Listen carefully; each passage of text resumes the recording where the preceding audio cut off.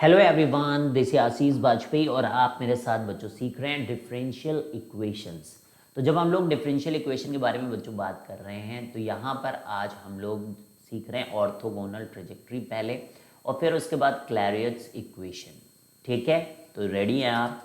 अभी कुछ आखिरी टॉपिक्स हैं, उसके बाद फिर हम लोग जो है प्रीवियस ईयर में आए हुए क्वेश्चंस के बारे में डिस्कशन करेंगे बच्चों, जिससे कि आपकी प्रिपरेशन बिल्कुल हाई लेवल हो जाए। ठीक है बच्चों, तो आगे बढ़ते हैं। अगर आपने अभी तक चैनल्स को सब्सक्राइब नहीं किया तो फटाफट चैनल्स को सब्सक्राइब कर लें।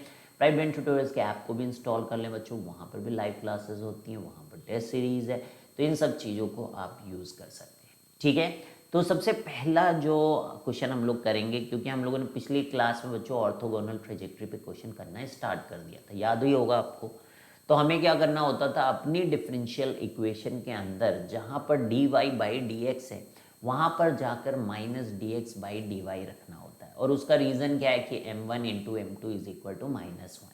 तो अगर आपको एक गिवन कर्व दी गई है तो वहाँ से आप क्या करते हैं, एक डिफरेंशियल इक्वेशन लिखते हैं जो जिस कर्व से आपको ऑर्थोगोनल ट्रेजेक्टरी फाइंड आउट करनी है। तो उसमें जाके d y by d x की जगह आप minus d x by d y. तो अभी आपको अच्छे खासा क्लियर हो जाएगा अगर पिछली क्लास में नहीं क्लियर हुआ है। दो ही क्वेश्चंस हम लोगों ने किए थे, लेकिन कुछ ज़्यादा इसमें करने को है नहीं बच्चों, है ना। बाकी तो प्रैक्टिस आप जितनी भी करें कमी होती है जब तक कि आपको कॉन्फिडेंस फील ना हो। तो प्रैक्टिस ज़रूर करें बच्चों हर टॉपिक की, यहाँ आप सीखिए और फिर प्रैक्टिस करिए। सो find the orthogonal trajectory of family of concentric circle. Concentric circle तो समझते हैं आप, जिनका सेंटर सेम है ना। Concentric circle eight point alpha comma 0।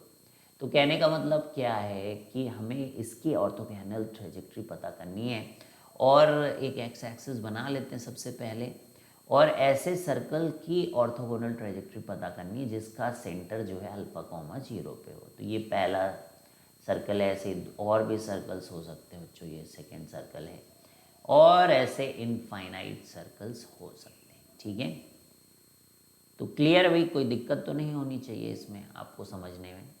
तो अब हम लोग क्या करेंगे, तो पहले हम इसकी इक्वेशन लिखेंगे, जो जनरल इक्वेशन है इसकी इक्वेशन लिखेंगे बच्चों। तो कोई भी रेडियस हो सकता है, एक आर्बिट्ररी कांस्टेंट हो सकता है बच्चों। एक सर्कल का तो एक ही रेडियस होगा। अब यहाँ पे x माइनस अल्फा का whole square plus y square is equal to r square. तो इतनी कोऑर्डिनेट ज्योमेट्री यूज़ होनी है। Just we need to know कि भाई इस कंसेंट्रिक सर्कल्स की इक्वेशन लिखनी पड़ेगी, जनरल इक्वेशन लिखनी पड़ेगी, which will represent all the family of concentric circles and whose centre is alpha comma 0। तो आई थिंक ये बड़ी चीज़ नहीं होनी चाहिए। अब यहाँ से पहले इसी कर्व की डिफरेंशियल इक्वेशन आपको लिखनी पड़ेगी। ये जो गिवन कर्व है ना, इसी की डिफरेंशियल इक्वेशन आपको लिखनी पड़ेगी। तो आप इसको डिफरेंशिएट कर दोगे बच्चों, 2 times x minus alpha plus d y by d x और 2y साथ में इज इक्वल टू 0। क्लियर है भाई, 2y d y by d x is equal to 0। अब क्लियर कट दिख रहा है कि 2 तो गया, 2 तो गया भाई, 2 तो गए हो, 2 तो गए हो भैया, और यहाँ पर y इज इक्वल टू 0।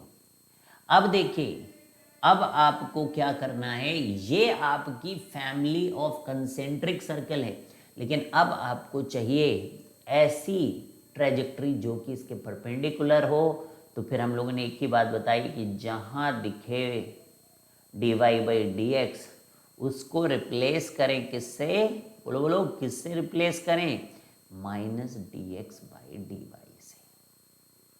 तो ये क्या बन जाएगा, x माइनस अल्फा, और यहाँ पर हो जाएगा आपका minus d x by d y, और ये हो जाएगा y इज इक्वल टू 0। अब इनको अलग अलग कर लें तो इंटीग्रल हो जाएगा d y by y is equal to d x upon x minus alpha. ठीक है, तो अब क्या होगा, एल एन वाई यहाँ से आएगा एल एन वाई, और यहाँ से आएगा l n x minus alpha plus l n k, ये हो जाएगा। और फिर आप लिखिए l n y is equal to l n k times x minus alpha और फिर आपका यहाँ से y is equal to k x minus k alpha. तो इस टाइप की आपकी इक्वेशन आ जाएगी बच्चों। ये एक स्ट्रेट लाइन है कि नहीं? तो यानी कि ऐसी स्ट्रेट लाइन है which is passing through alpha comma zero. अब देख लो ये लाइन जो है, this is a straight line because it's a linear equation in two variable. तो स्ट्रेट लाइन सेंटर से पास करने वाली लाइन होनी ही थी, किसी भी स्लोप की हो, किसी भी स्लोप की हो। तो ये है हमारी orthogonal trajectory, straight line passing through centre, passing through. तो भाई वही तो नॉर्मल ही है जो परपेंडिकुलर काटती है सर्कल को, नॉर्मल। तो नॉर्मल तो जितने भी सर्कल हो, जो भी अगर सेंटर से पास करने वाली लाइन है वो नॉर्मल है।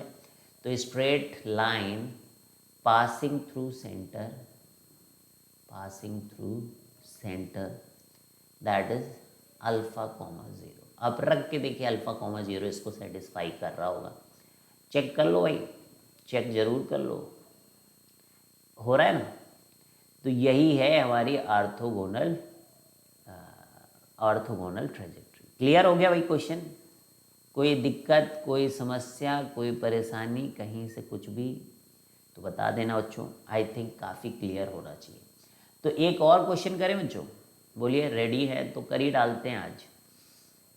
ऑर्थोगोनल ट्रेजेक्ट्री का एक दूसरा क्वेश्चन, द ऑर्थोगोनल ट्रेजेक्ट्री। अब आप हर क्वेश्चन कर सकते हो बच्चों, बस आपको क्या करना है, जो गिवन कर हो पहले उसको कोऑर्डिनेट ज्योमेट्री वगैरह से उसकी जो है आप इक्वेशन लिखें, जैसे अभी सर्कल की इक्वेशन लिखी थी। फिर उसके डिफरेंशियल इक्वेशन बनाएं, उसके डिफरेंशियल इक्वेशन में जाके d y by d x जहाँ जहाँ हो वहाँ जाके minus d x by d y लिखें। और फिर वो एक डिफरेंशियल इक्वेशन होगी, उससे आपको डिफरेंशियल इक्वेशन को सॉल्व करके जनरल उसकी सोल्यूशन फाइंड आउट करना है, ये काम करना है। ठीक है, क्लियर है बच्चों? तो बहुत ही बढ़िया। अब नेक्स्ट है the orthogonal trajectory of system of curve, system of curve y is equal to ax square which does not pass through origin, which does not pass through origin is। ठीक है, तो पहला क्या होगा भाई, y is equal to a x square. अब पहले क्या करो, इसको सॉल्व करो। तो d y by d x is equal to 2ax। अब डिफरेंशियल इक्वेशन सॉल्व करने का मतलब होता है कि आर्बिट्रेरी कांस्टेंट वगैरह निपटा दो। तो जो a की वैल्यू है that is y by x square.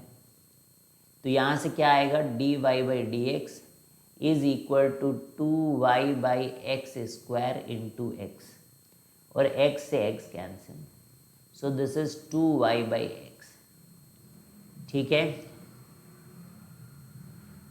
तो 1/2 d y by y, 1/2 d y by y is equal to d x by x आएगा ही। अब दोनों तरफ आप इंटीग्रेट कर दें, बोलिए क्या आएगा, यहाँ से आएगा वाई स्क्वायर और यहाँ से आएगा x square by 2 plus some constant. तो आप लिख सकते हो, बोलो सही है ना? अच्छा, minus d x by d y नहीं रखे क्या हम? ओह माय गॉड, एक सेकेंड, भूल ही गए। एक्स से एक्स कैंसिल किया और इसी को सॉल्व कर लिया, वाह ग्रेट। जबकि क्या करना है हमें, एक सेकेंड, अब यहाँ से हम लोग इसे बदल देंगे और ये हो जाएगा minus d x by d y. अब दूसरी इक्वेशन लिख रहे हैं ना, ये है ऑर्थोगोनल वाली। अब इसको इधर भेज दो, minus x d x, minus x d x is equal to 2y d y. अब ये हो जाएगा आपका minus x square by 2 is equal to y square plus constant. तो अब इसको इधर भेज दीजिए आप, तो x square by 2 plus y square plus some constant is equal to 0, या इधर भेज के कांस्टेंट के बराबर कर दो कोई नया कांस्टेंट के। तो ये क्या है, इलिप्स, इलिप्स हो गया। तो पैराबोला के लिए इलिप्स यहाँ पे ऑर्थोगोनल ट्रेजेक्ट्री होगी। ठीक है भाई, बेसिक फंडा तो समझ में आ गया। अब कर लोगे कोई भी क्वेश्चन तो बेसिक चीज़ वही आपकी रहेगी। पिछली क्लास में हम लोगों ने 2 क्वेश्चन किए थे, 2 या 3 करे थे, और आज भी हम लोगों ने 2 कर लिए हैं। तो एक अच्छा आपको अंडरस्टैंडिंग मिल गया होगा कि कैसे करते हैं। अब चलिए नेक्स्ट टॉपिक पे हम लोग बढ़ते हैं, और अब इस चैप्टर के आखिरी टॉपिक है, बाकी तो प्रॉब्लम्स प्रैक्टिस करनी है अपने को, है ना, मतलब टॉपिक्स के नाम पे ये आखिरी टॉपिक है, एप्लीकेशन ऑफ डिफरेंशियल इक्वेशन। ठीक है, तो बढ़के वाले जो सवाल IIT JEE वगैरह में आते थे वो इसी से आते थे। ठीक है, बढ़के वाले क्वेश्चन जे एडवांस वगैरह में इससे ही आते हैं। एप्लीकेशन ऑफ डिफरेंशियल, मतलब फिजिक्स वगैरह में तो आप देखते हो डिफरेंशियल इक्वेशन का यूज़ रहता है। तो अब कर ही लेते हैं बच्चों। तो क्वेश्चन नंबर 1 बढ़िया इंपॉर्टेंट होता है, तो थोड़ा ढंग से देखना है, इसी में थोड़ा बच्चे फैल जाते हैं, तो आप ना फैलें, है ना, तो थोड़ा मेहनत से काम करेंगे तो नहीं फैलेंगे, नहीं तो फैल तो जाएंगे बच्चे। So find equation of curve, find equation of curve whose segment of, segment समझते हो ना, सेगमेंट, लाइन सेगमेंट पढ़ा ही होगा। सेगमेंट ऑफ एनी टेंजेंट, टुकड़ा, segment of any tangent is intercepted, is intercepted, intercepted भी समझते हो ना भाई, इंटरसेप्ट काटना, x intercept, y intercept. So find the equation of the curve whose segment of any tangent is intercepted between coordinate axis, okay,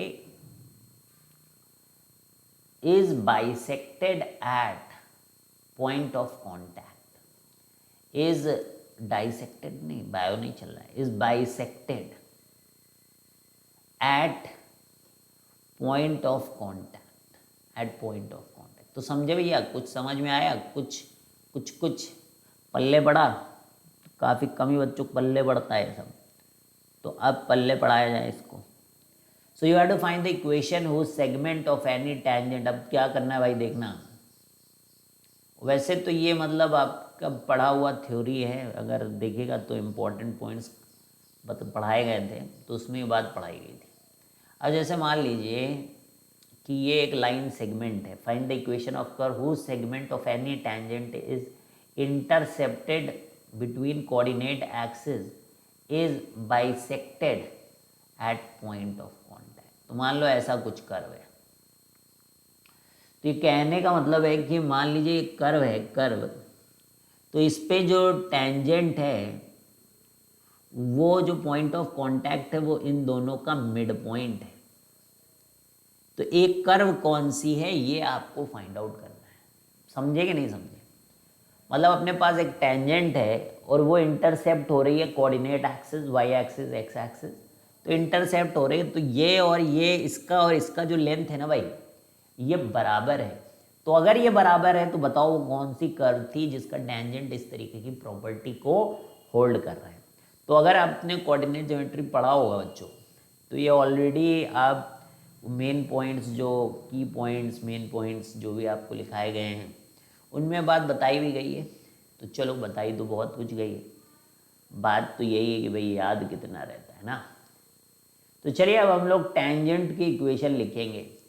अब tangent की equation तो हम लोग लिखने में बहुत ही उस्ताद है बच्चों, उस्ताद तो ही है ना। टेंजेंट की इक्वेशन लिखना हो तो वो कोई बड़ी बात नहीं है। x1, y1 point of contact अपने को पता करना, पहले लिख लेंगे ये पॉइंट ऑफ कांटेक्ट है, और इसी x1, y1 में एक जनरल इक्वेशन अगर लिख लें तो वही फिर इक्वेशन ऑफ कर्व हो जाएगी। इसी को x1, y1 को थोड़ी देर में हम xy कर देंगे, ठीक है, क्योंकि अपने को जब कर्व निकालना रहेगा तो जनरल कर्व निकालेंगे हम लोग, समझ रहे हो। अभी हम लोगों ने पॉइंट ऑफ कांटेक्ट को x1, y1 लिखा, ठीक है, एक फिक्स पॉइंट की तरह ले लिया, लेकिन हालांकि ये फिक्स पॉइंट नहीं है, अगर हम लोकस जैसा काम कर रहे हैं, ये समझिएगा। तो पहले तो लोकस निकालने के लिए एक पॉइंट ही लेते हैं ना भाई, तो x1 y1 लेकर अब हम लोग यहाँ पर टेंजेंट की इक्वेशन लिखेंगे। अब टेंजेंट तो एक लाइन ही होती है, तो y minus y one is equal to m times x minus x1। भाई ऐसे ही तो लाइन लिखी जाती है, ये शायद पढ़ा हो आपने कि स्लोप और पॉइंट फॉर्म बोलते हैं इसको बच्चों, है ना। काफ़ी मुश्किल है ना ये, नहीं आसान होता बच्चों। ये स्लोप है और ये पॉइंट है, तो बस y minus y one is equal to m times x minus x1। बोलो अब अपने को इंटरसेप्ट निकालना है, तो दो तरीके के इंटरसेप्ट होते हैं बच्चों। एक ये वाला जिसको बोलते हैं अपन x इंटरसेप्ट, और एक ये वाला जिसको बोलते हैं अपन y इंटरसेप्ट। तो x पता करते हैं तो y को जीरो रख देते हैं, और y पता करते हैं तो x को जीरो कर देते हैं। तो पहला काम करते हैं at x equal to zero, यानी कि y इंटरसेप्ट पता कर रहे हैं। तो x को जब जीरो रखेंगे आप, तो ये x को जीरो रखना है, ठीक है। तो y की वैल्यू जरा आप पता करिएगा। तो y की वैल्यू कुछ बता रहे हैं लोग बाग कि y1 तो इधर जाके पॉजिटिव हो जाएगा बच्चों, और इधर जब जीरो रखेंगे तो ये माइनस एम एक्स वन रहेगा। तो ये अपने का अपना y वाला बच्चों मिल गया है।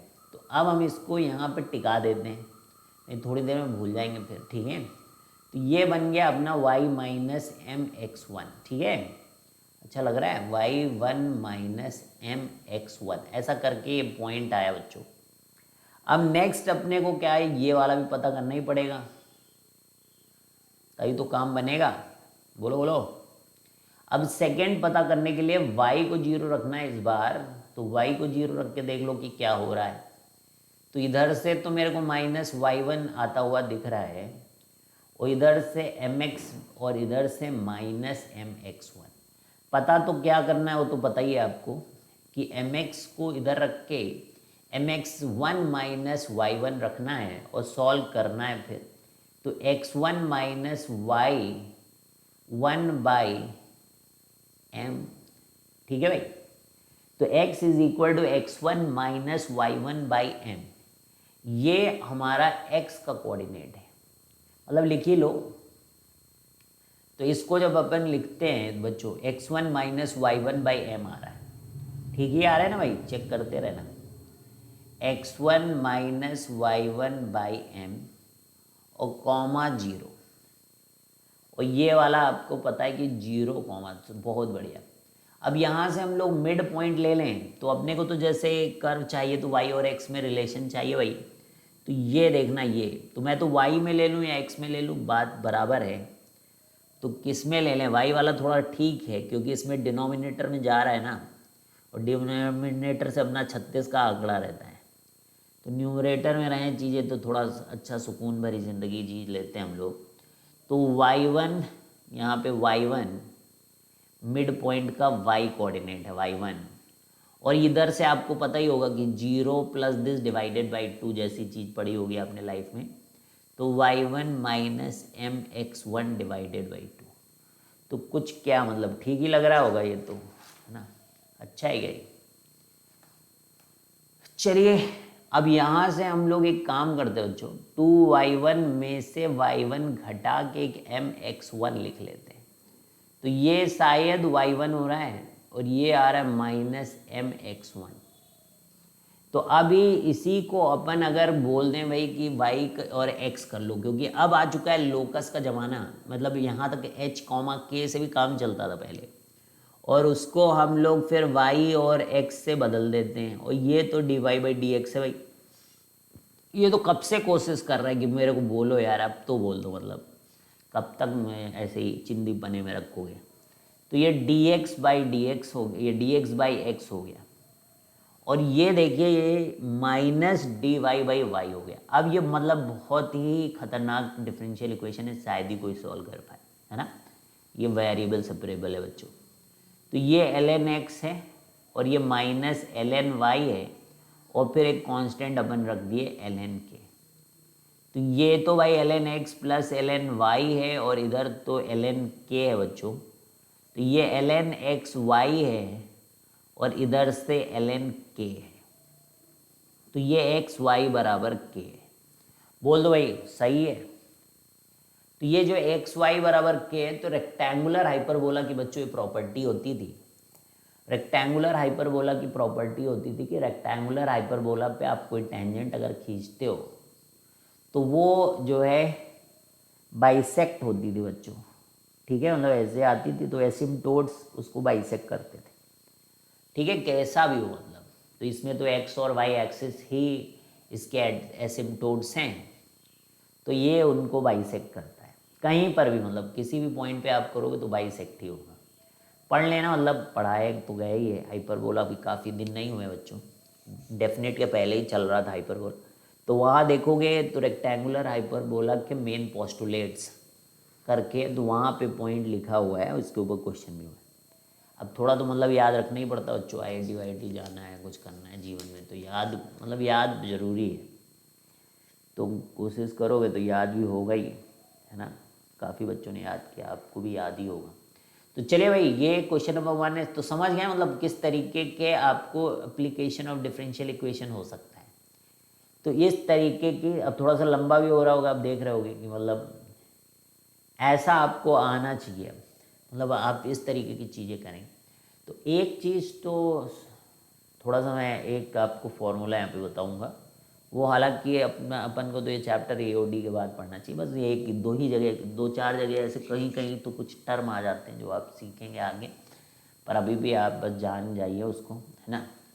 बाकी वो चैप्टर थोड़ा बड़ा है, उसके लिए अपने को इंटीग्रल छोड़ना, मतलब अपने को तो जल्दी कोर्स करना रहता है ना, कि जल्दी ख़त्म हो तो जल्दी आप सुकून पाएँ, आप केवल सवाल लगाएं, है ना।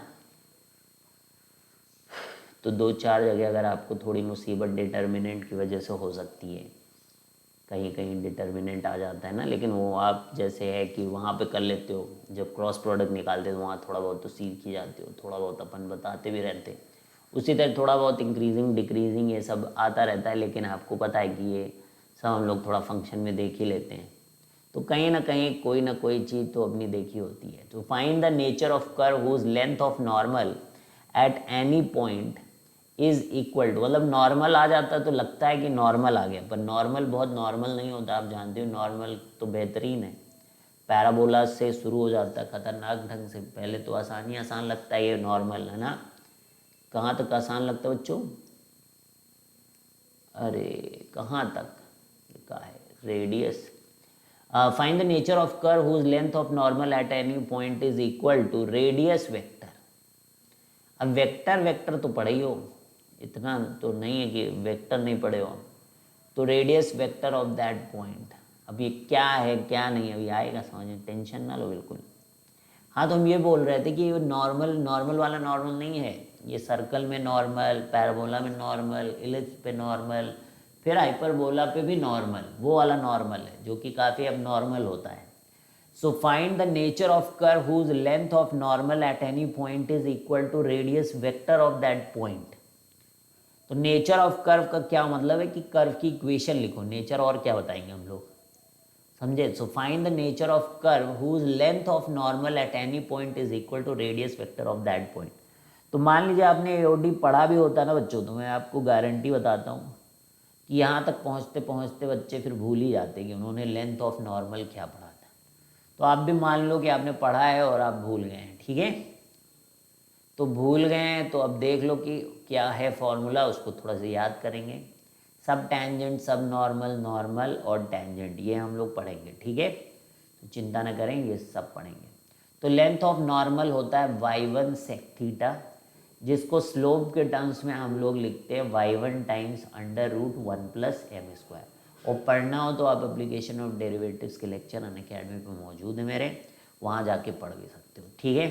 ज़्यादा इच्छा हो रही हो कि length of normal, subtangent ये क्या होता है, ठीक है। So length of normal is equal to y1 sec theta is equal to y1 √1 + m²।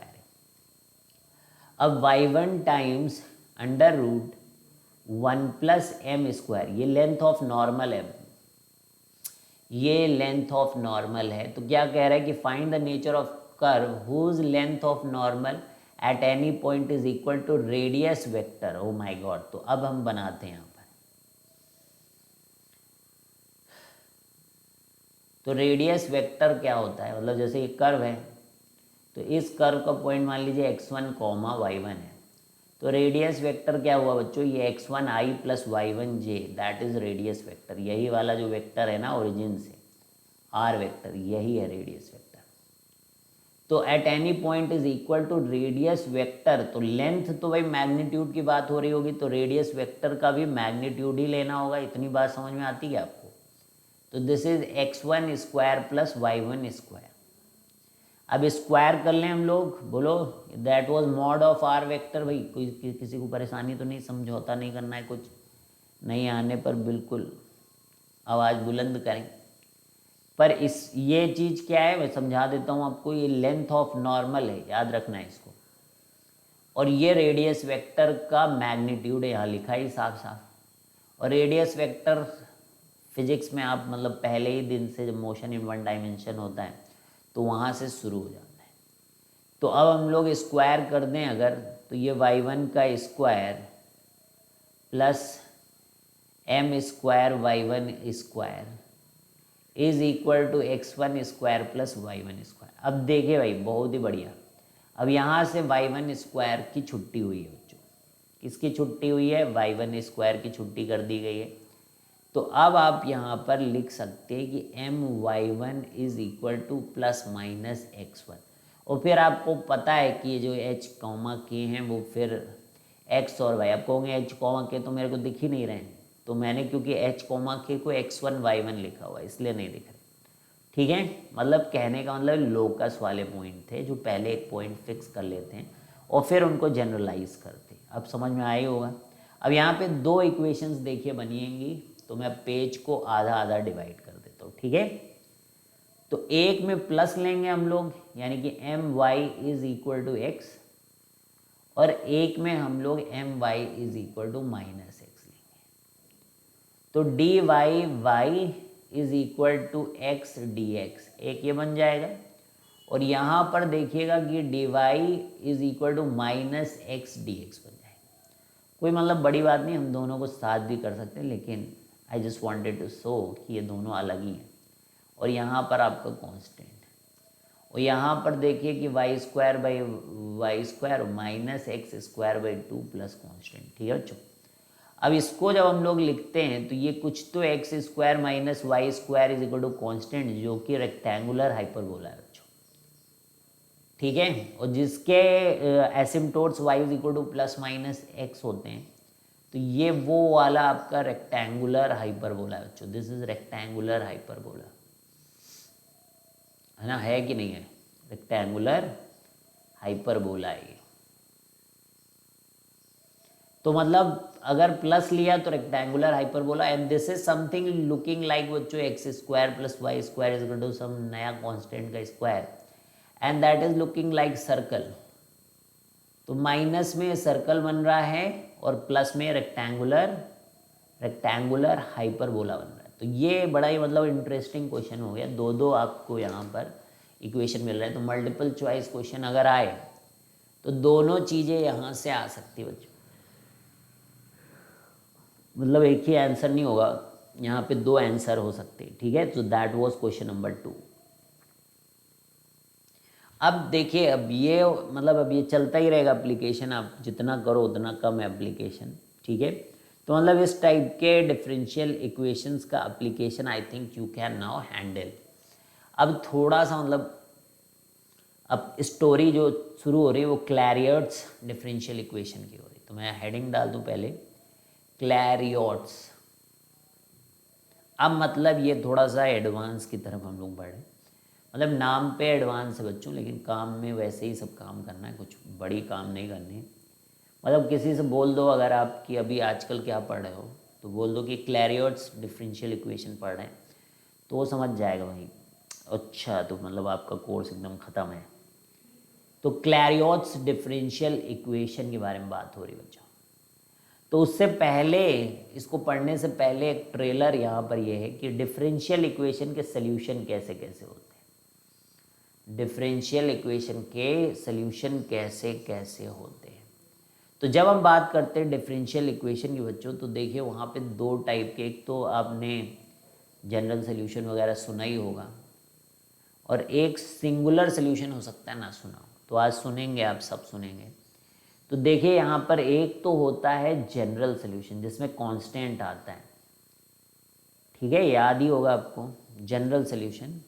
तो इसमें आप नीचे बढ़िया से अच्छे मतलब सुंदर सुंदर नोट्स में लिखिएगा, आर्बिट्रेरी कांस्टेंट्स आर प्रेजेंट्स। अब आई डोंट थिंक कि अब इस मुकाम पे आके आप मुझसे पूछोगे आर्बिट्रेरी कांस्टेंट क्या होते हैं, तो फिर मतलब अगर पूछ ही रहे हो तो फिर पीछे जाओ और देखो कि आर्बिट्रेरी कांस्टेंट निकालना सिखाया गया था, वहाँ से पढ़िएगा जाके आप। तो जनरल सोल्यूशन, तो यहाँ पर है कि आर्बिट्रेरी कांस्टेंट्स आर प्रेजेंट, तो जो जनरल सोल्यूशन होता है इसमें आर्बिट्रेरी कांस्टेंट्स प्रेजेंट होते हैं।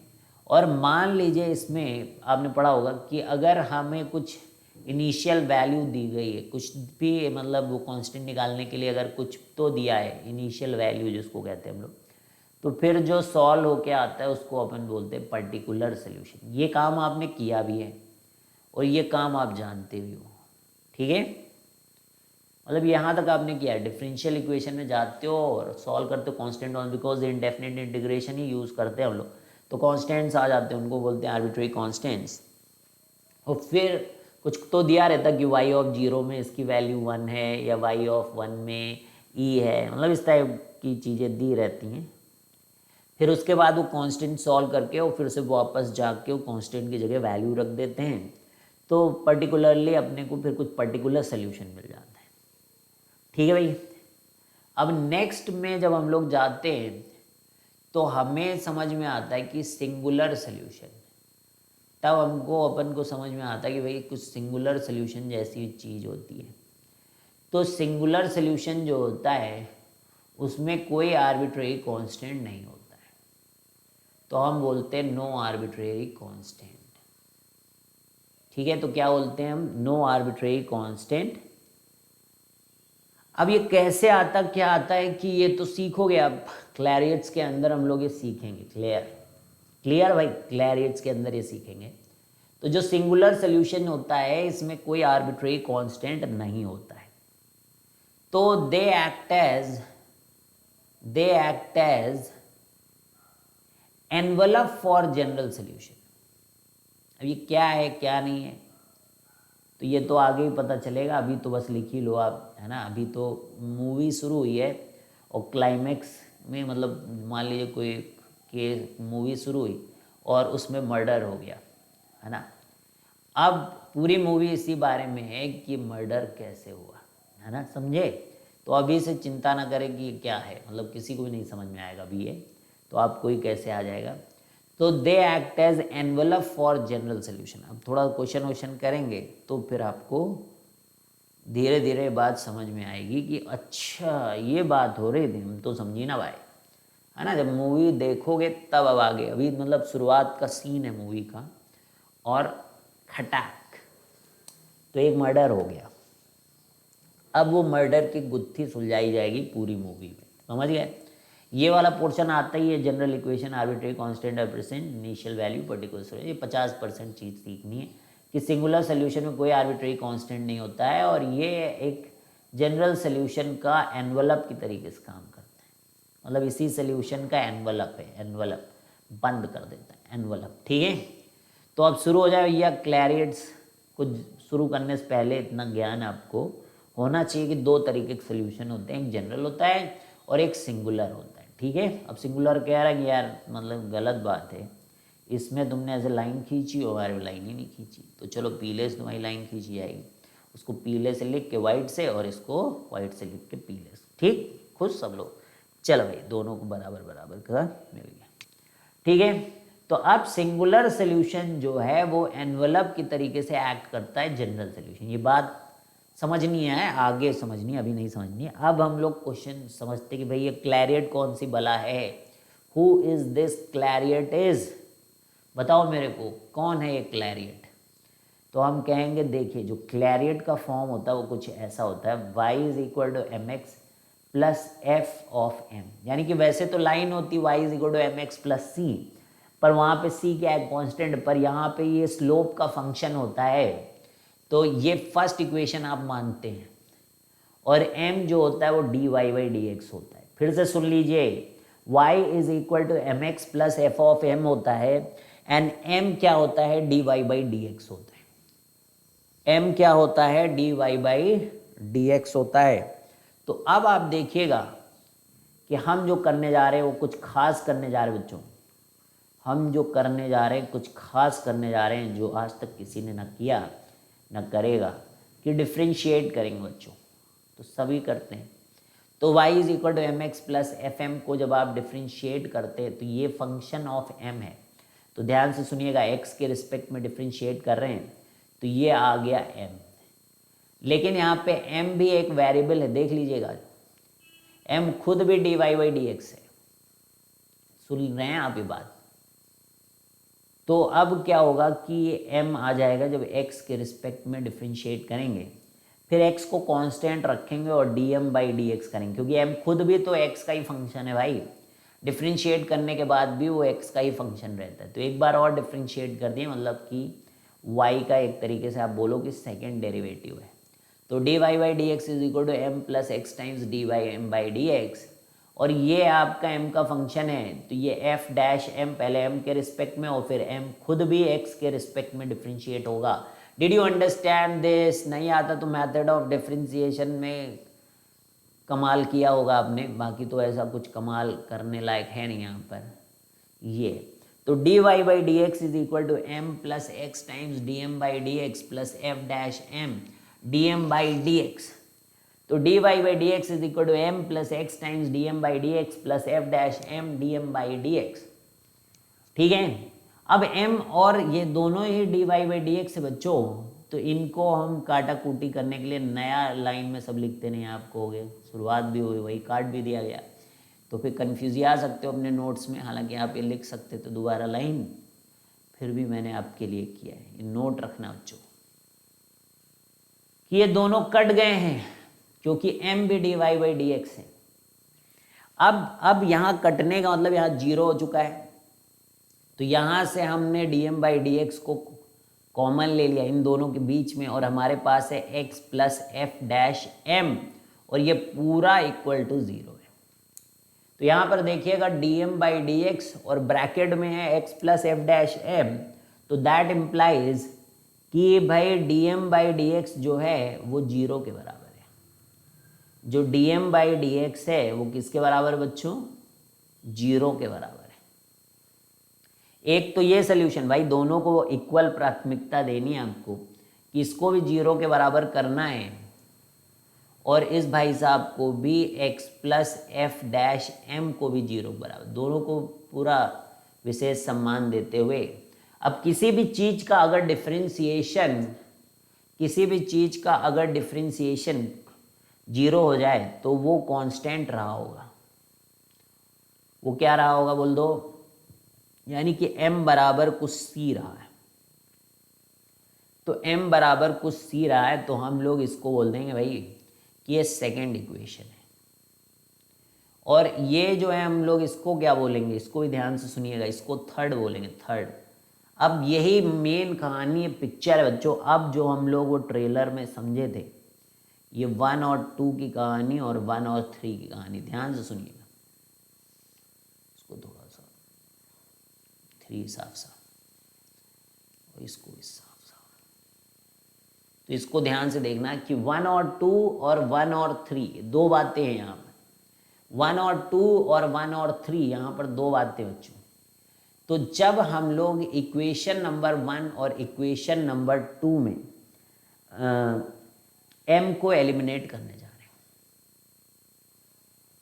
इक्वेशन 1 सुन रहे हो जहाँ कांस्टेंट आया था, तो इक्वेशन 1 एंड 2 में जब हम एलिमिनेट करते हैं m को, किसको एलिमिनेट करते हैं? m को, तो कुछ ऐसे आएगा बच्चों, देखिएगा m बराबर c है। यानी किसके किसके बीच में, ध्यान से देखना, अभी क्वेश्चन करेंगे तो बिल्कुल क्लियर हो जाएगा, टेंशन लेने का नहीं। इन दोनों के बीच में एलिमिनेशन, यानी कि y is equal to M x plus F M और m by is equal to C में सब जगह मतलब m हटा हटा के c रख दोगे, तो इसको बोलते हैं जनरल सॉल्यूशन। ये क्या आया है? ये लाइन जो आई है that is general solution. Line ही आएगी, स्लोप अगर फिक्स है कांस्टेंट है तो ये एक स्ट्रेट लाइन आएगी, ठीक है। अब इक्वेशन 1 और इक्वेशन नंबर 3 बच्चों, इन दोनों में अगर आप एलिमिनेट करते हो m को, फिर से सुन लो, अब इक्वेशन 2 और इक्वेशन 3, 1 और 3 की बात हो रही है। एलिमिनेट 1 तो मतलब मेन ही है और 2 आए थे तो इन्हीं में कर सकते हो, परमुटेशन कॉम्बिनेशन भी लगाओ तो आया कितना था भाई, दूसरे वाले में क्या आया था कि x plus f dash m is equal to 0। तो x plus f dash m is equal to 0 की बात अगर हम करते हो बच्चों, ध्यान से सुनना, x plus f dash m is equal to 0 की बात अगर हम करते हैं तो कर लेने दो मुझे आज। x प्लस इनके बीच में एलिमिनेट करना है m को। बताओ कौन सा सोल्यूशन आएगा, सिंगुलर सोल्यूशन आएगा। कौन सा आएगा बोल दो, सिंगुलर सोल्यूशन मिलेगा आपको। तो यहां से मिलेगा जनरल और यहां से मिलेगा सिंगुलर। क्लियर है भाई। अब क्वेश्चन करेंगे तो बहुत ही बढ़िया जबरदस्त क्लियर होगा। तो क्लैरियट्स का पहला सवाल आपके आंखों के सामने, y is equal to M x plus 2/m where m is equal to, तो m का फंक्शन दिया हो बच्चों तो फिर ऐसे ही करना है क्वेश्चन। तो अब हम लोग पहली इक्वेशन लिखेंगे बच्चों, मतलब हमें सॉल्व करना है। सॉल्व कैसे आएगा, सॉल्व। तो अब लिखिएगा भाई, तो y is equal to M x plus 2/m, ये फर्स्ट इक्वेशन, बिकॉज ये बड़ा ही मतलब इम्पॉर्टेंट इक्वेशन है, इसी से क्वेश्चन शुरू होता है। अब दोनों तरफ हम लोग क्या करेंगे बच्चों,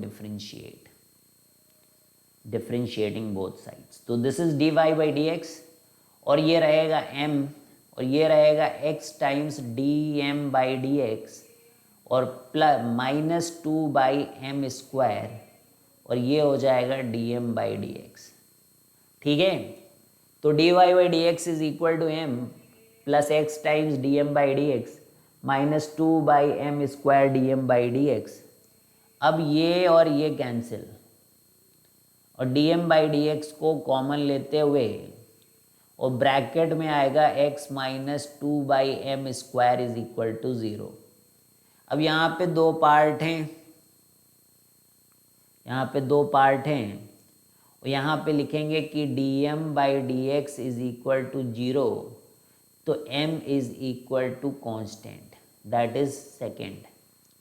और यहाँ से x minus 2/m² is equal to 0, तो I think we can write बच्चों कि m² x is equal to 2।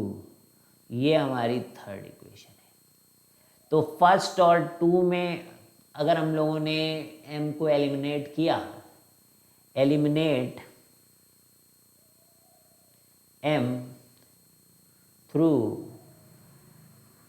1 and 2, है ना। अगर इन दोनों को एलिमिनेट कर दिया बच्चों तो फिर m की जगह c रख देना।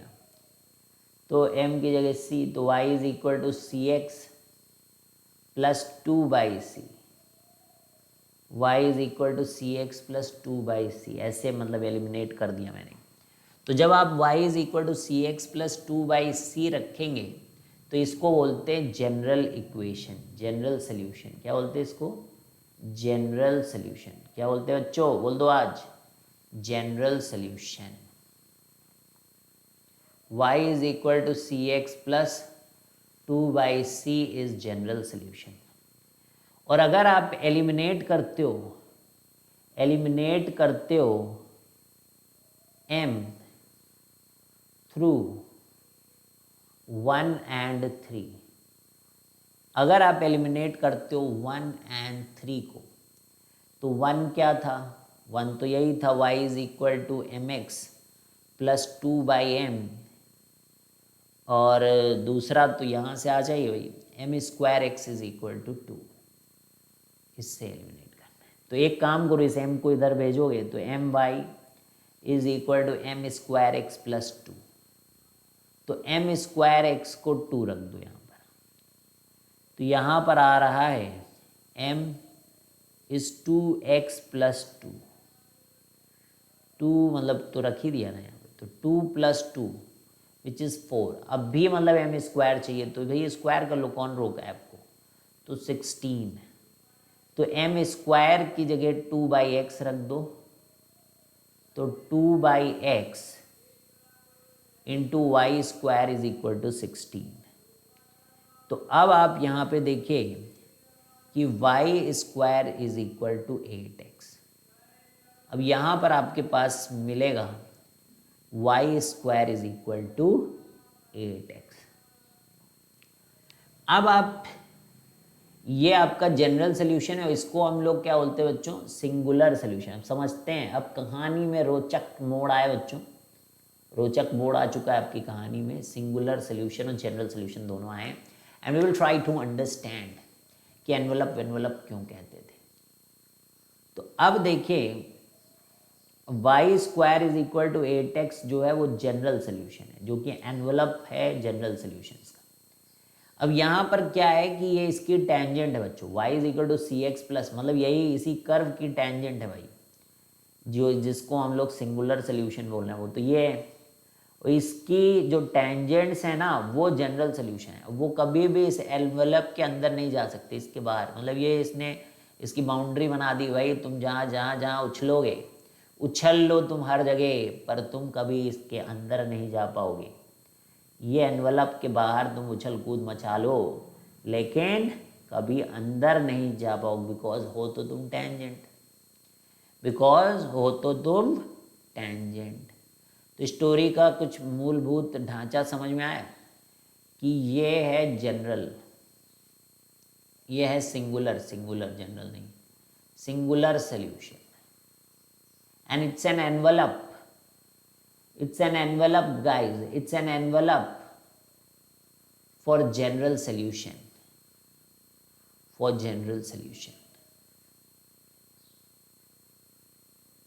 और ये these are tangents to this singular solution, tangents, and something I think y is equal to cx plus 2/c type का आया था शायद, या so y is equal to cx plus 2/c, और ये है इसका टेंजेंट। बात समझते रहना बच्चों, ये है इसका tangent, y is equal to cx plus 2/c, और यही है जनरल सोल्यूशन, ये जनरल सोल्यूशन है।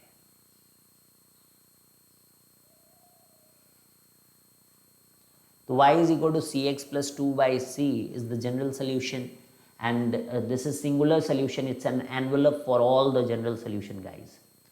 तो आई थिंक यहाँ तक क्लियर है बिल्कुल मामला, कोई प्रॉब्लम तो नहीं होनी चाहिए आई थिंक, ठीक है। तो इतना अपन थोड़ा सा देख लेते कि कितना क्वेश्चन अभी और कर सकते हैं हम लोग।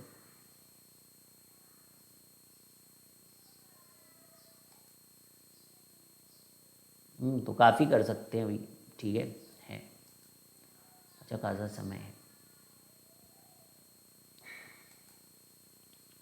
तो चलिए आगे बढ़ते हैं। अब एक और क्लैरिट्स का बच्चों क्वेश्चन करेंगे हम लोग प्यार मोहब्बत के साथ। Question number 2, solve y is equal to mx plus m minus m cube and where m is equal to dy/dx। बहुत ही आसान बच्चों, पहला काम क्या करना होता है, दोनों तरफ डिफ्रेंशिएट करना पड़ता है, डिफ्रेंशिएट। तो पहली लाइन ही लिखनी है इसमें हमेशा, डिफ्रेंशिएट। ये सबसे आसान चीज़ें होती हैं जिनमें आपको पहले से पता रहता है कि क्या करना है। जैसे कई जगह रहता है कि आपको समझ में नहीं आता कि अप्रोच कहाँ शुरू करें, तो वो दिक्कत नहीं रहती है ऐसी चीज़ों में, है ना, कि पता है कि बस शुरू हो जाओ, है ना। तो वही डिफ्रेंशिएट कर दीजिए, तो dy/dx, और ये डिफ्रेंशिएट होके m हो गया, ठीक है भैया।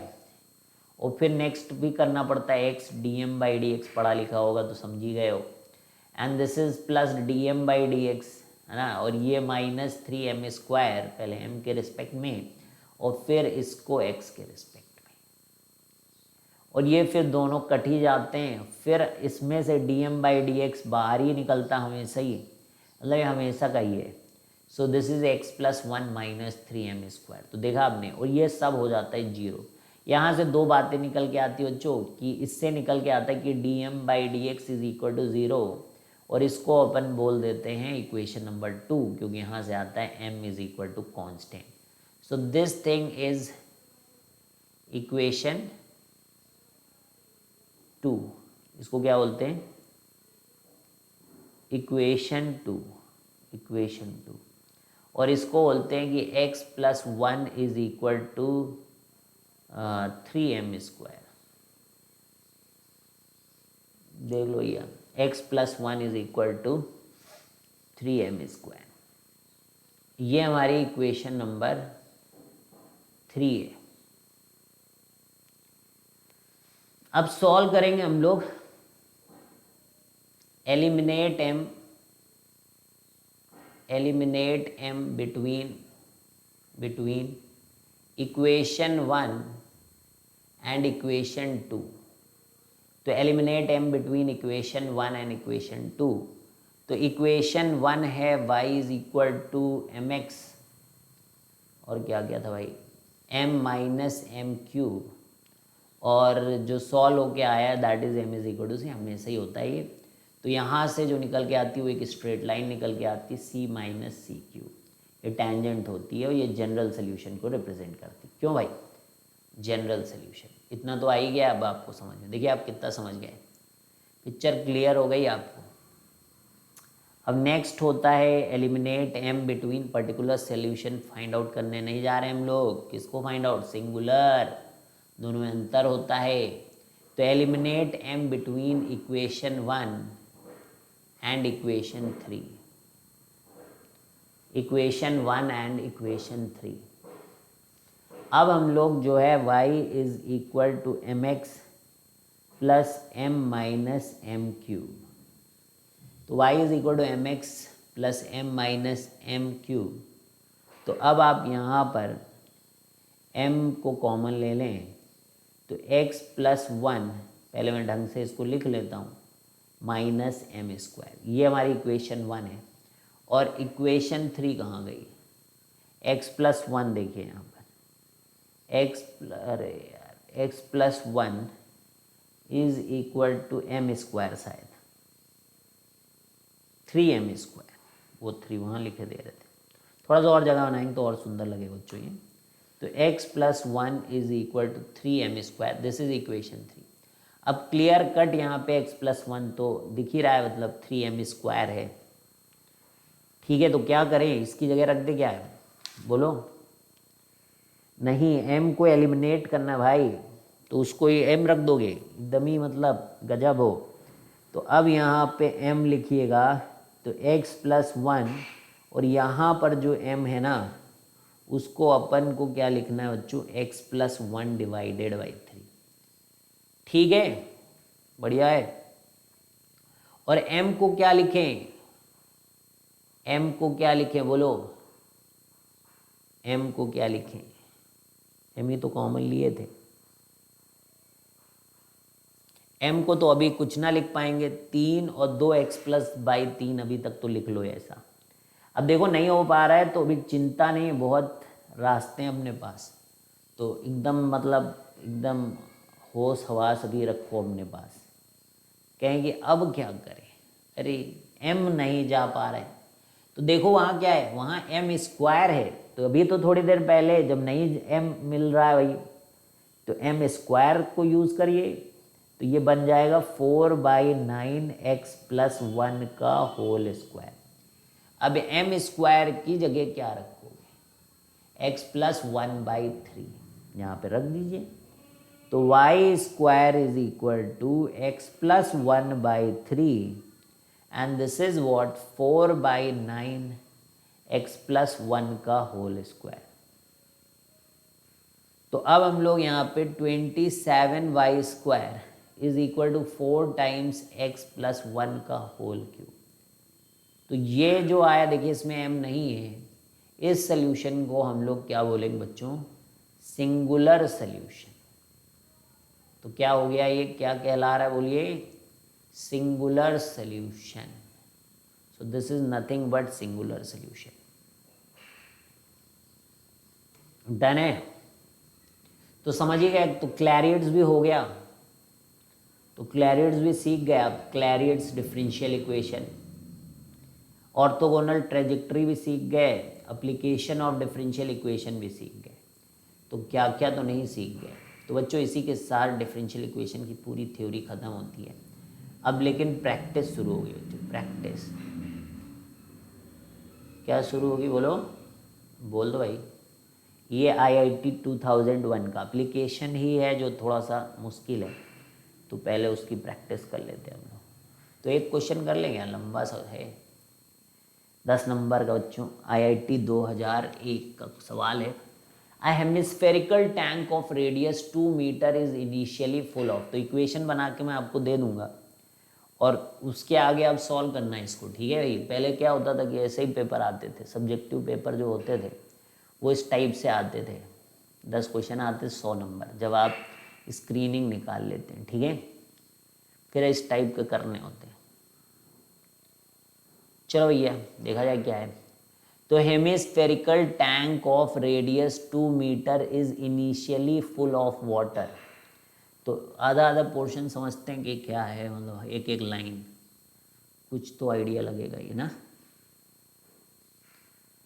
तो ये पूरा पानी से भरा हुआ है, शुरुआत में कह रहे हैं कि पूरा पानी से भरा हुआ है, ठीक है। इनिशियल उन्होंने बता दिया इनिशियल के बारे में कि a hemispherical tank of radius 2 metre is initially full of water, has an outlet of 12 centimetre square. तो यहाँ पर देखिए एक आउटलेट है छोटा सा जिससे पानी निकलेगा भाई यहाँ नीचे से, उसकी एरिया बता रखी है 12 centimetre square, cross sectional area of the bottom, ठीक है भाई।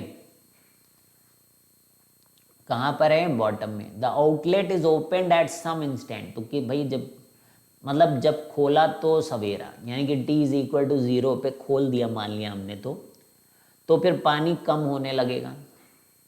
तो फिर क्या है, the flow through the outlet is according to the law. तो जो फ्लो हो रहा है ना, जो फ्लो हो रहा है यहाँ पर, दैट इज VT। तो flow through the outlet is according to the law, flow VT वो क्या कुछ तो है भाई 0.6 और रेडियस जो है वो 2 मीटर है, ये भी ध्यान रखना। कैपिटल R मान लेते हैं and that is given as 2 metre, और इसका जो एरिया है दैट इज 12 सेंटीमीटर स्क्वायर, ये भी ध्यान रखना, ठीक है, इन छोटे वाले का। तो जो VT है यानी कि फ्लो रेट है कि किस तेजी से पानी यहाँ से अपने को निकाल रहा है, वो है 2gh and h is a function of t, means this h is changing with respect to time, where VT is what, rate of flow at outlet, rate of flow at outlet, and HT is the water level in tank at time t, मतलब नीचे से आपका पानी का level h वो है, and g you know कि this is acceleration due to gravity, and then they are asking find the time takes to empty the tank. अब ये सब आराम से करिए आप। तो आप तो देखिए कि मान लीजिए किसी t टाइम पर इतना पानी भरा है, तो इतना जो हाइट है ना वो HT है, तो मैं तो h ही लिख देता हूँ, नहीं तो लिखने में और थोड़ा सा दिक्कत होगा। इतना h है और इतना पानी बच्चों, इतना पानी अब भरा हुआ, इतना निकल गया है और t समय बीत चुका है, तो ये सिचुएशन है इस समय। तो ये h है, ठीक है, ये h है और ये स्मॉल r है जो रेडियस है प्रेजेंटली यहाँ का, और ये जो है ना भाई ये कैपिटल R है, और ये जो है that is R minus H है, यानी कि 2 माइनस H है। तो ये आपको थोड़ा सा पता करना होगा, ये रेडियस R, ठीक है। देखो क्या यूज़ क्या करेंगे, फ्लो का यूज़ क्या करेंगे, A1V1 is equal to A2V2, ठीक है। ये A1V1 पढ़ा है क्या, equation of continuity, A1V1 is equal to A2V2, इसको यूज करेंगे बच्चों, ठीक। तो सबसे पहले तो ये R मतलब ये H को आर वार को हटाना पड़ेगा, ये स्मॉल आर वगैरह को हटाना पड़ेगा, क्योंकि एच है, आर है अपने पास, आर तो है ही नहीं, तो इसको एलिमिनेट करना है पाइथागोरस थ्योरम। जय जनार्दन, है ना, पाइथागोरस थ्योरम अब यहाँ से लगाया जाएगा। लगाओ, ये कहाँ गया, तो ये लगा लोगे तो आर माइनस एच का whole square plus r square is equal to क्या बोले तो capital r square. Open open करिएगा थोड़ा सा, और एक काम करते हैं यार, ये आर वार तो 2 दिया है ना, तो काहे को मतलब आर वार के चक्कर में कॉम्प्लिकेट करें मैटर को, वो जब गिवन ही है तो भाई ये सही है, मीटर में दिया है, ध्यान रखना। अब इसको ओपन ही कर लो, तो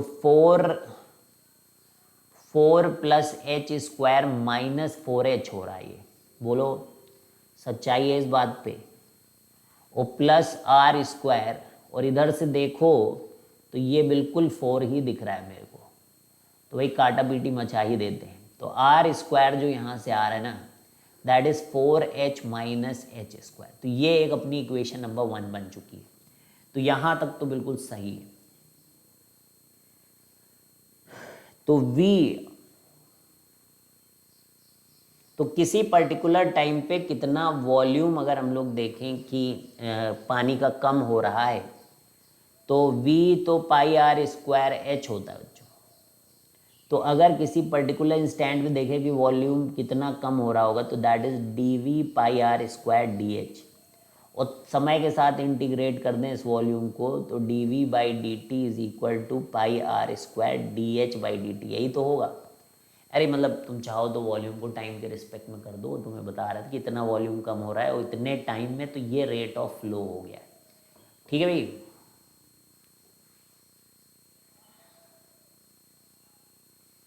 अब यही है flow rate, D we by D T is equal to pi are square D H by D T, यही है फ्लो रेट। ये वॉल्यूम है और ये pi are square D H by D T है, और यही रेट दिया है। रेट तो सेम ही रहेगा, जितना पानी नीचे से गिर रहा है उतना ही ऊपर से भी कम होना चाहिए, तो दोनों को इक्वेट कर दो। Pi are square D H by D T is equal to कितना है उधर 0.6 under root 2g under root H, इसको अलग करना पड़ेगा अपने को, तो ये अंडर रूट 2g हटा दो और ये अंडर रूट एच हटा दो। अब आर स्क्वायर को आप लिख सकते 4h माइनस क्या लिखोगे 4h माइनस एच स्क्वायर, और ये D H by D T है, टाइम निकालना है भाई। तो एक काम करो, जितना टाइम का चीज़ है वो एक तरफ ही, मतलब जितना भी फालतू कचड़ा है जो कांस्टेंट है उसको थोड़ा सा आप एक तरफ कर लो बच्चों। तो पाई भी मेरे को लग रहा है कचड़े में ही आप काउंट करते होगे, है ना, तो पाई कचड़ा है। डी टी को भैया भेज दो उधर, वेरिएबल सेपरेबल हो जाएगा, और इधर से रूट एच को नीचे भेजा जाएगा। बहुत शानदार। ठीक है, आप थोड़ा सा पावर वावर को ठीक करिएगा, अब सब कुछ बहुत ही सुंदर लग रहा है बच्चों। ठीक है, बढ़िया, कोई दिक्कत तो नहीं है। ठीक है ठीक है ठीक है ठीक।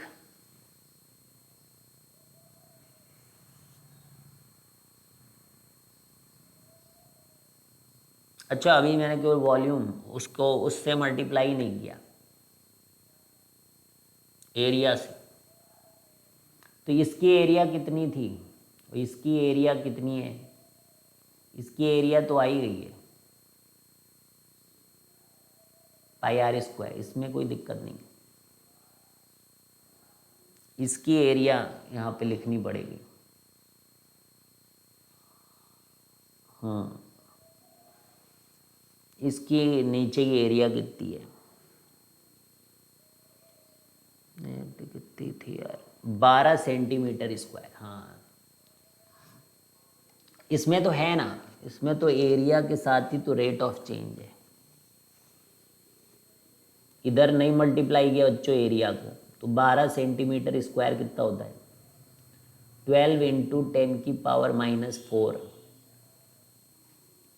तो 1000। यही तो ठीक है भाई, 12 ही तो होगा, बोलो एरिया। तो ये थोड़ा सा मल्टीप्लाई कर लो इसको, तो 6/10, 6/10। अब थोड़ा सा मैं इसको सही कर लूँ भाई, तभी करेंगे। 6/10 कर लो इसको, और ये 1000 कर लो, और एक और 1000 यहाँ पर, और ये 12।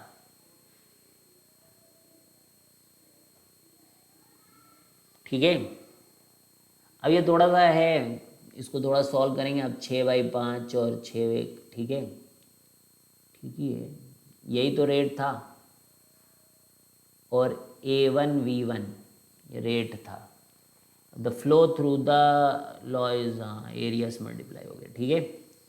अब आप जो है DH को सब एक तरफ, और ये जो 10⁴ और है इसको सब एक तरफ रखते हुए इंटीग्रेट करना पड़ेगा। कहाँ से कहाँ तक करना पड़ेगा देखो, और ये रेट कम हो रहा है तो माइनस लगा लीजिए। तो R से 0, पहले R रहता बाद में 0, और इधर से 0 से T। तो इसको अब आपको पूरा इंटीग्रेशन करके आप सॉल्व करोगे। ठीक है, तो कर लोगे, आगे हो जाएगा, बोलो कर लोगे बच्चों इंटीग्रेशन, ये h⁴1/2। ठीक है। और ये समझ में आ रहा है ना, ये फ्लो रेट है। The flow through the outlet is according to the law, ये फ्लो है। तो इसलिए इसको एरिया से हम लोग मल्टीप्लाई कर रहे हैं, जिससे कि इक्वेशन ऑफ कॉन्टिन्यूटी क्योंकि होल्ड करती है। तो वहाँ जो हम लोग निकाले हैं, तो वो तो रेट ऑफ फ्लो ही है ना वाटर का। जो ये थोड़ा सा ये जो हम लोगों ने वॉल्यूम का चेंज निकाला है, तो अगर आप इसको देखो ना, ये वॉल्यूम का change with respect to time है, तो ये एरिया है देखो, और ये किस रेट से हाइट कम हो रही है, वही तो है, ये एरिया है। और ये dH/dt है कि किस रेट से वो हाइट कम हो रही है, तो माइनस इसीलिए लगा रहे थे हम। तो यहाँ पे -πr² dH/, क्योंकि ये हाइट कम हो रही है। और यहाँ देखो ये क्या, केवल हाइट का चेंज है। This is the flow through the outlet is according to the law where v is the rate of flow at outlet, मतलब किस रेट से फ्लो कम हो रहा है।